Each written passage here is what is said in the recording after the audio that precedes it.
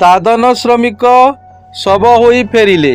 ସୁବର୍ଣ୍ଣପୁର ଜିଲ୍ଲା ବିନିକା ବ୍ଲକ ଅନ୍ତର୍ଗତ ବିଶାଲପାଲି ଗ୍ରାମର କଳୀନ୍ଦ୍ର ପେରା ଆଜି ଶବ ହୋଇ ଗ୍ରାମକୁ ଫେରିଛନ୍ତି। କଳୀନ୍ଦ୍ର ଗତ 1 ବର୍ଷ ହେବ ପୁଅ ବୋହୂ ସହ ସପରିବାର ଦାଦନ ଖଟିବାକୁ ସୁଦୂର ତେଲେଙ୍ଗାନାର ସିକନ୍ଦରାବାଦ ମେହବୁବନଗର ଜିଲ୍ଲାର ସାଦନଗରରେ ଦିନ ମଜୁରିଆ ଭାବେ କାମ କରି ପରିବାର ପରିପୋଷଣ କରି ରହି ଆସୁଥିଲେ।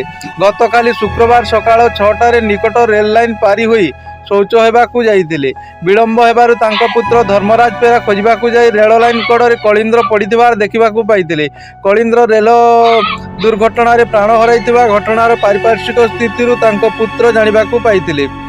ରେଳ ପୁଲିସ ଖବର ପାଇ ଘଟଣାସ୍ଥଳକୁ ଆସି ଶବ ଉଦ୍ଧାର କରିଥିଲା। ଶବ ବ୍ୟବଚ୍ଛେଦ କରି ପରିବାର ଲୋକଙ୍କୁ ହସ୍ତାନ୍ତର କରିଥିଲା ପୋଲିସ। ଆଜି ମୃତ ଦାଦନ ଶ୍ରମିକଙ୍କ ଶବ ଗ୍ରାମରେ ପହଞ୍ଚିବା ପରେ ଭାବୁକ ପରିବେଶ ସୃଷ୍ଟି ହୋଇଥିଲା। ଏହି ଘଟଣା ଏକ ଦାଦନ ଶ୍ରମିକର ମୃତ୍ୟୁ ପର୍ଯ୍ୟନ୍ତ ସୀମିତ ନୁହେଁ, ଏହା ସୁବର୍ଣ୍ଣପୁର ଜିଲ୍ଲାର ବିକଳ ଚିତ୍ରକୁ ପ୍ରତିପାଦିତ କରୁଛି। ଏଠାରୁ ପ୍ରତିଦିନ ଶହ ଶହ ଦାଦନ ଶ୍ରମିକ ରାଜ୍ୟ ବାହାରକୁ ଯାଇଛନ୍ତି।